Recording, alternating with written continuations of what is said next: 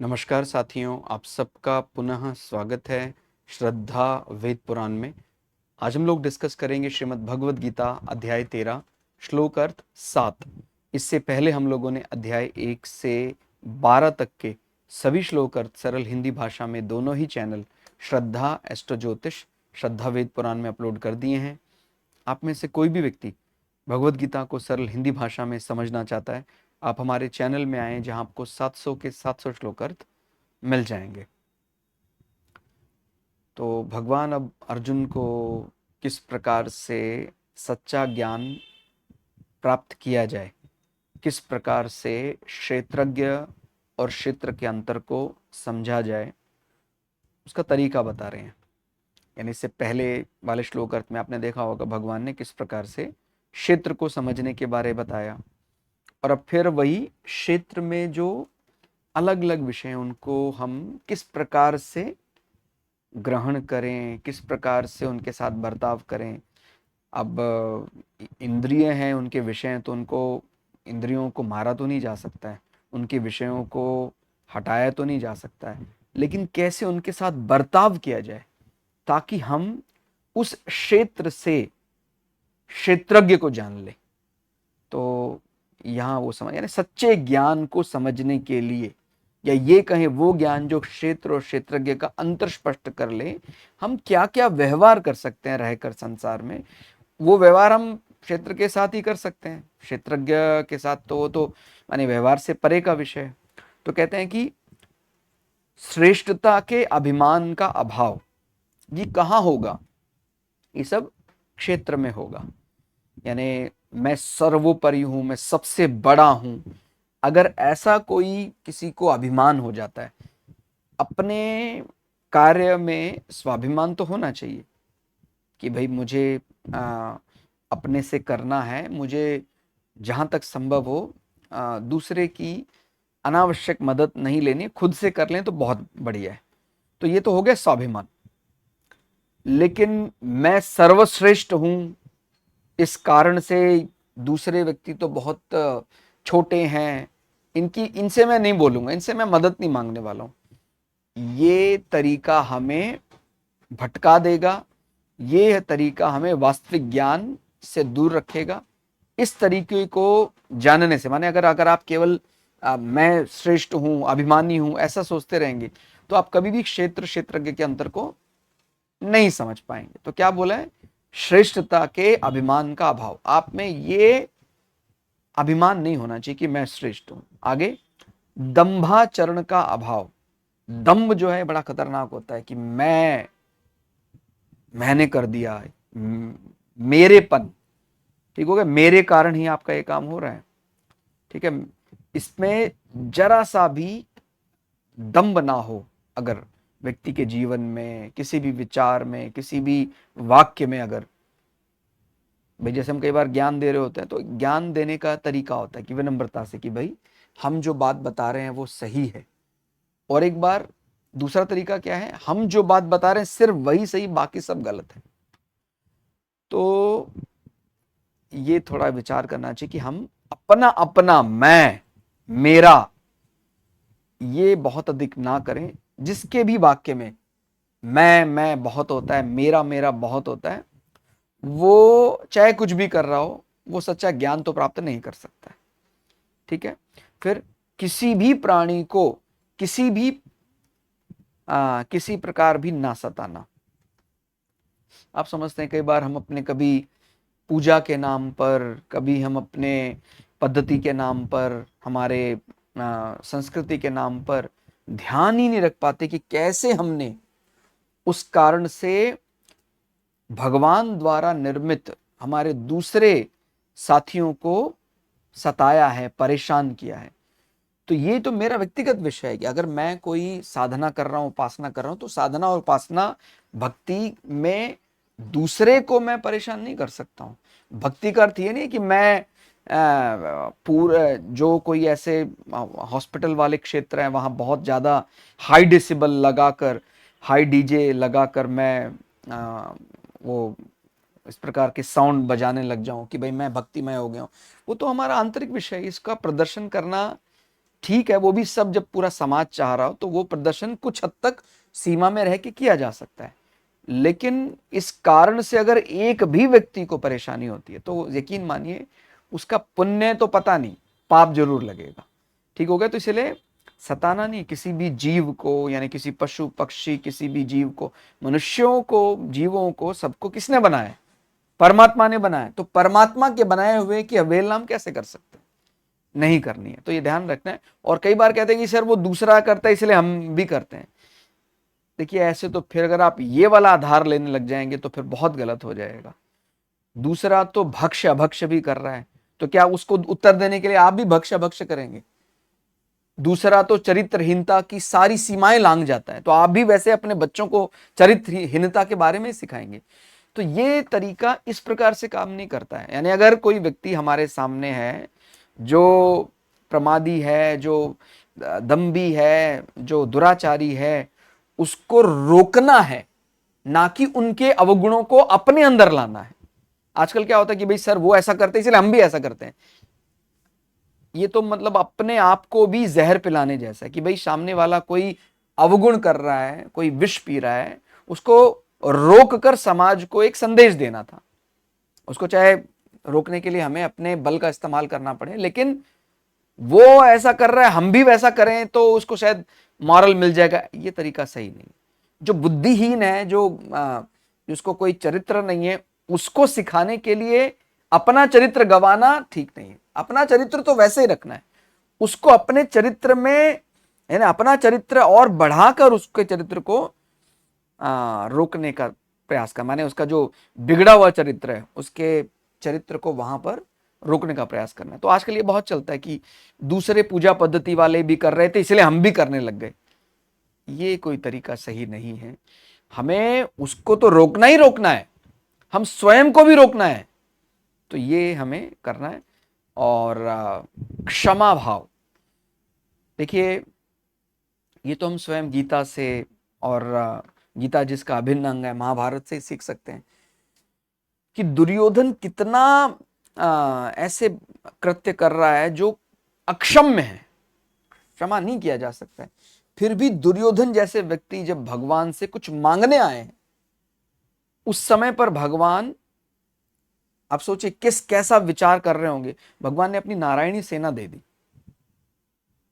और अगर वो अपनी सारी गलतियों के लिए क्षमा मांग लेते, जैसे जब आप महाभारत पढ़ेंगे तो उसमें बात आती है कि भाई अब तो महाभारत युद्ध तय है, क्योंकि पांडवों का अपमान हो चुका है, पांडवों ने शपथ ले ली, द्रौपदी का इतना बड़ा तिरस्कार हो गया।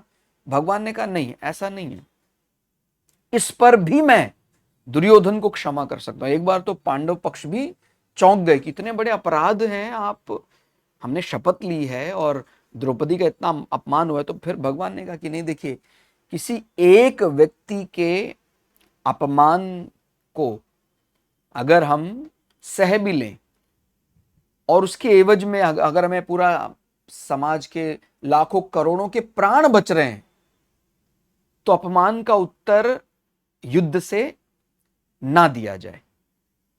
ये मेरी बात आप समझ रहे हो? यानी अगर ऐसा कुछ शपथ लिए तो हमने उस परिस्थिति के अनुसार शपथ ली थी कि भाई मैं इसकी जंघा तोड़ूंगा, या मैं दुशासन की छाती का लहू पीऊंगा। आप समझ रहे हैं? भगवान ने उसके बाद भी शांति के लिए प्रयास किया कि चलो कोई बात नहीं, अगर अभी भी एक क्षमा अपने कर्मों के लिए मान लेता है कि ठीक है, मैं गलती हुई है मुझसे और मैं पांडवों का राज्य उनको दे देता हूं। और भगवान ने तो यहां तक कहा, राज्य नहीं भी दे रहे, केवल 5 गांव दे दो, तब भी हम आपको क्षमा कर देंगे।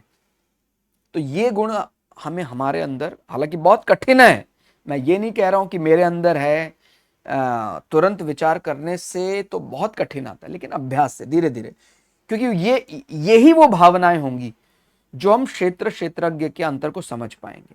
अगर क्षेत्रज्ञ के अंतर को समझ नहीं पा रहे हैं तो फिर जीने का लाभ ही नहीं है। फिर तो आप चाहे जितना ही लंबा जीवन जीते रहें, फायदा नहीं। तो ये क्षमा भाव तो होना चाहिए हमारे अंदर।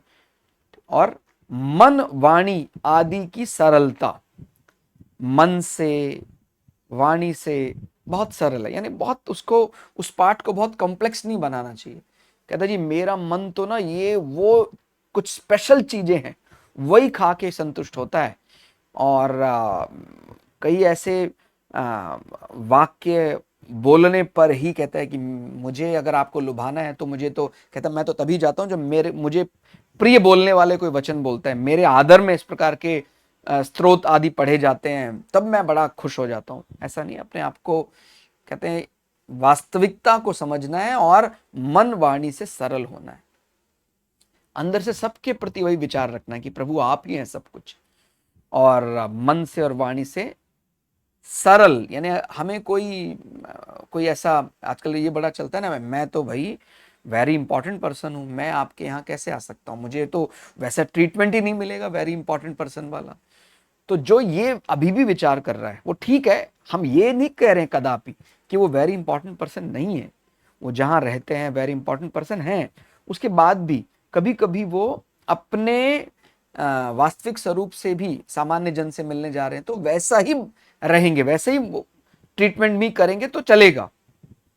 आप मेरी बात समझ रहे कि मान लीजिए कोई नगर प्रमुख है, कोई किसी विशेष क्षेत्र का अधिकारी है, कोई मेंबर ऑफ लेजिस्लेटिव असेंबली है, कोई मेंबर ऑफ पार्लियामेंट है, वो तो है ही मेंबर ऑफ पार्लियामेंट, उसको उसका जो उचित सम्मान है वो तो मिलना ही है। लेकिन अगर कभी कभी वो अपने सीमाओं के परे जाकर भी आम नागरिकों के पास आकर उनके छोटे घर में, उनके टूटे फूटे मकान में आकर उनकी बातें सुनता है, तो यकीन मानिए आम जनता का सम्मान उनके प्रति और बढ़ेगा ही। माने बढ़ेगा, मैंने कहने का मतलब कोई सामान्य तरीके से नहीं, बहुत तेजी से, कई गुनी रफ्तार से बढ़ेगा वो उनका सम्मान। तो आप ये विचार करके देखिए कि जब हम अपने मन और वाणी से सरल हो जाते हैं तो हमें लोग सब बड़ी जल्दी अपना समझने लग जाते हैं। तो ये गुण होना लौकिक दृष्टि से भी बहुत अच्छा दिखाई दे रहा है, और पारलौकिक तो है ही, वो क्षेत्र क्षेत्रज्ञ के अंतर को स्पष्ट करने में हमारी मदद करेगा। फिर आगे, श्रद्धा भक्ति सहित गुरु की सेवा। आजकल गुरुओं का बड़ा चल रहा है कि भाई मेरे ये गुरु हैं, मेरे वो गुरु हैं, और गुरु का अर्थ सामान्यता, माने जब गुरु तो किसी को भी माना जा सकता है, ऐसा भागवत में भी आपने पढ़ा होगा कि अलग अलग कहते हैं कि मेरे तो ऐसे इतने गुरु हो गए, मैंने तो जीवों को भी गुरु मान लिया, तो यानी जिससे हम कुछ सीख सकते हैं। और इसका मतलब ये अर्थ नहीं है कि भाई वो केवल सन्यासी ही हो सकता है या उसने गेरुआ कपड़ा पहना होगा। मेरे टीचर हैं कोई पुराने, उनका चरित्र बहुत अच्छा है, उनको अपने भोजन का संयम है, वो बहुत बढ़िया सिखा सकते हैं, तो मैंने उनको अपना एक मेंटोर, एक मार्गदर्शक मान लिया, तो वो भी गुरु हो सकते हैं। तो कह रहे हैं श्रद्धा भक्ति सहित गुरु की सेवा। अब ऐसा नहीं कि आप टेलीविजन पे आप किसी को देख रहे हैं, उसको कभी आप जानते भी नहीं है, उससे आप कोई शंका समाधान भी नहीं कर सकते हैं, फिर भी आप उनके एक प्रकार से उनके आदेशों को ढो रहे हैं। ये ध्यान रखना, गुरु से हम शंका समाधान लें, गुरु आश्रम में जाकर सेवा करें, गुरु कभी कभी हमें अच्छी बात बताते हैं, गुरु माने हमारे मन को लगने वाली बात अच्छी, कभी कभी गुरु हमें डांट भी सकते हैं। डांट देने का अर्थ नहीं कि मैंने गुरु बदल लिया, अरे गुरु हमको तो ये फटकार लगाते हैं, डांटते हैं। गुरु अगर हमारे हित के लिए कोई ऐसी बात बता रहे हैं कि नहीं ये आपने जो तरीका अपनाया है वो ठीक नहीं है, अगर हमें डांट लगाते हैं, गुरु का अर्थ ही है कि वो हमें डांट लगा सकता है, ठीक हो गया। तो गुरु आश्रम में रहकर सेवा करने जैसा या गुरु के पास सेवा करने जैसा आज्ञा का पूरे अच्छे शिद्दत से पालन करना, ये एक अच्छे शिष्य के लक्षण है। तो वैसे लक्षण हमारे अंदर होने चाहिए। फिर कह रहे हैं बाहर भीतर की शुद्धि। हमने स्नान तो करना ही है, हमने भवन को क्लीन तो करना ही है, साफ तो करना ही है, उसके अलावा उसके और आगे हमें भीतर से भी बहुत शुद्ध विचार रखने हैं। भोजन बनाते समय भगवान का नाम ले रहे हैं, अंदर एकदम शुद्ध विचार चल रहा है, यानी क्लीननेस और होलीनेस दोनों का ध्यान रखना है।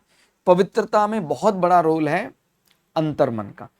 कई बार कोई वस्त्र, माने आपने देखा कोई महात्मा आदि हैं, कोई साधु हैं, उनका वस्त्र हो सकता है कि वो एकदम, क्योंकि वो कोई डिटर्जेंट पाउडर का इस्तेमाल तो करते नहीं है, तो हो सकता है कि उनका कोई कपड़ा आपको दिखने में उसमें मिट्टी दिखाई दे रही है, लेकिन वो क्लीन नहीं है, तो जरूरी नहीं कि वो होली नहीं है, वो बड़ा पवित्र है। वो मुख्य रूप से जो भीतरी विषय है, अंतरात्मा से एकदम सबके बारे अच्छा विचार करना, गुड विशेस देना, और कभी भी किसी के लिए कोई ऐसी बात ना सोचना जिसमें ईर्ष्या हो, वैमनस्य हो, और कोई चारित्रिक पतन का कोई ऐसा विचार मन में कभी आता ही नहीं है। तो वही कह रहे हैं कि बाहर से भीतर से दोनों से ही सदा शुद्ध रहना। अगर आपके अंदर ये गुण हैं तो आप जल्दी ही क्षेत्रज्ञ के उस ज्ञान को समझ पाएंगे, या कहीं वास्तविक ज्ञान को समझने का मादा आपके पास है। आप इन गुणों से कोसों दूरी पर हैं तो क्षमा कीजिए, आप चाहे कितने ही क्वालिफाइड हैं। कहता है जी सर मैंने तो बैचलर्स ऑफ टेक्नोलॉजी किया हुआ है, उसके बाद मास्टर्स ऑफ टेक्नोलॉजी किया है, उसके बाद मेरे अलग अलग थीसिस है, पब्लिश हुआ है, उसमें मैंने पीएचडी भी किया है इसके ऊपर। तो ये सर्टिफिकेशन तो बस कुछ हद तक यहीं एप्लीकेबल है। ये सर्टिफिकेशन हमारे मुक्ति का आधार नहीं बन सकता। ये वास्तविक ज्ञान से कोसों दूर है। मैं ये नहीं कह रहा हूं कि आप सर्टिफाइड नहीं होना चाहिए, सर्टिफाइड होना ही चाहिए, लेकिन वो उस सर्टिफिकेशन के साथ साथ हमें ये सर्टिफिकेशन अंतर मन से एकदम पवित्र, सबके प्रति अच्छा विचार, ये सर्टिफिकेशन ज्यादा इंपॉर्टेंट है। तो बाहर भीतर की शुद्धि होनी चाहिए, फिर अंतःकरण की स्थिरता और मन इंद्रियों सहित शरीर का निग्रह। तो क्या कह रहे हैं कि हमें अंतःकरण की स्थिरता, हमारा अंतःकरण एकदम शांत होना चाहिए। जैसे हम बोलते हैं ना, एकदम कोई चट्टान के जैसा, चट्टान कोई समुद्र के किनारे है तो बार बार लहरें उस चट्टान को टकराती हैं, लेकिन उस चट्टान पर जरा भी प्रभाव नहीं पड़ता है। और कहते हैं कि मन से ये सारे इंद्रियों के आकर्षण, कि भाई ये इंद्रियों, आप समझते हैं अलग अलग इंद्रियां हैं, उनके विषय हैं कि भाई मेरी जो भार्या है वो बहुत सुंदर है, मेरी जो पार्टनर है वो बहुत माने रूप में कुछ कमियां हैं। ये सब मन में जो इस प्रकार के यानी राग द्वेष से जो प्रेरित विचार हैं, और या मुझे धन बहुत अधिक संग्रह करना चाहिए। धन संग्रह की कोई मनाही नहीं की जा रही है, बार बार ये बात बता रहे हैं। यह सुंदर पार्टनर का कोई दोष नहीं है, लेकिन उसके बिना, या वही मेरे जीवन का अंतिम लक्ष्य है, उसके बिना तो मैं जीवन जी नहीं सकता हूं, ये तरीका सही नहीं है। तो आपको ये बात समझनी है कि कोई इंद्रियों के विषय प्रारब्ध से अपने को, जैसे प्रारब्ध से हमें हमारा जो कर्म फल है, हमें अच्छा भोजन प्राप्त हो जाता है, बहुत बढ़िया 56 भोग लग रहे हैं, राजा के घर आपका जन्म हुआ है, राजा जैसे आप बोलते हैं ना राजा जनक के समान, वो राजा है तो उनको कोई कमी थोड़ी है, राजा को राजा के समान रहना ही पड़ेगा। लेकिन वो भोजन जो कर रहे हैं, अगर कभी वन गमन करना पड़े, वन में जाना पड़े, किसी सामान्य घर में किसी के यहाँ कोई भोजन करना पड़े, तो मैं ये नहीं खाऊंगा, मेरा तो उस स्वाद के बिना तो मेरा चलता नहीं है, ऐसा विचार नहीं करना चाहिए। यानी मन के चलाए नहीं चलना चाहिए, हम मन के अधीन नहीं रहना चाहिए, मन हमारे अधीन रहना चाहिए। फिर आप समझ, जब ये विचार आ जाता है मन इंद्रिय सहित निग्रह, निग्रह एक प्रकार से उनको अपने काबू में कर लेना, तो वो फिर सब चीजें आ जाती हैं कि भाई त्वचा का स्पर्श, उससे बेकाबू ना होना, यानी अच्छा स्पर्श, बुरा स्पर्श, ये दृश्य मुझे बहुत अच्छा लगता है, ये दृश्य मुझे अच्छा नहीं लगता है, ये स्वर मुझे अच्छा लगता है, ये स्वर मुझे अच्छा नहीं लगता है, ये स्वाद मुझे अच्छा लगता है, ये स्वाद मुझे अच्छा नहीं लगता है। तो ऐसा बहुत ज्यादा आग्रह किसी विशेष स्वाद को लेकर या किसी विशेष स्थान को लेकर कि नहीं हम पिछली बार वहां गए थे उस पहाड़ी पर, उसी पहाड़ी पर जाएंगे, नहीं तो हम हमारा सारा सुख चैन छिन जाएगा, ऐसा नहीं। ठीक है, तो सभी जगह ईश्वर को देखने का दम होना चाहिए। देखिए, मेरा मानने ना मानने से फर्क क्या पड़ता है? क्या जो ऊसर क्षेत्र है, जो रेगिस्तान है, वहां पर परमात्मा नहीं है? उतना ही है जितना किसी सुंदर पहाड़ी पर है, कोई रमणीक स्थल है, कोई हिल स्टेशन है, वहां भी है। जब ये अंतर हम समाप्त कर देंगे तो फिर हम क्षेत्रज्ञ में स्पष्ट अंतर देखने लग जाएंगे, या कह सकते हैं क्षेत्रज्ञ रूपी ज्ञान को समझ लेंगे, जो वास्तव में ज्ञान माना गया है। बाकी जितना ही ज्ञान आप ढो रहे हैं वो सब बोझ है, लेकिन ये वो ज्ञान है क्षेत्रज्ञ का अंतर, वास्तविक ज्ञान, जो आपको बंधनों से मुक्त कर देगा।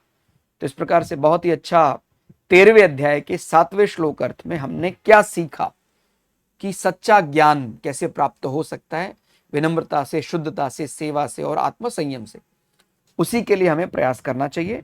और ये आप इसका इस्तेमाल पैराग्राफ अपने रिकॉर्ड में रख सकते हैं। उसको सीखने के लिए आप लगभग वही जो श्लोक अर्थ है वो हमने यहाँ भी 4 अलग अलग पॉइंट्स में, 4 अलग अलग वाक्यों में आपके सामने लिखा है। तो आज के श्लोक अर्थ में फिलहाल इतना ही। श्लोक अर्थ आपको कैसा लगा आप हमें कमेंट करके जरूर बताइएगा। मिलते हैं अगले श्लोक अर्थ के साथ, तब तक के लिए जय श्री भगु पराशर, जय श्री शुक्राचार्य, नमस्कार।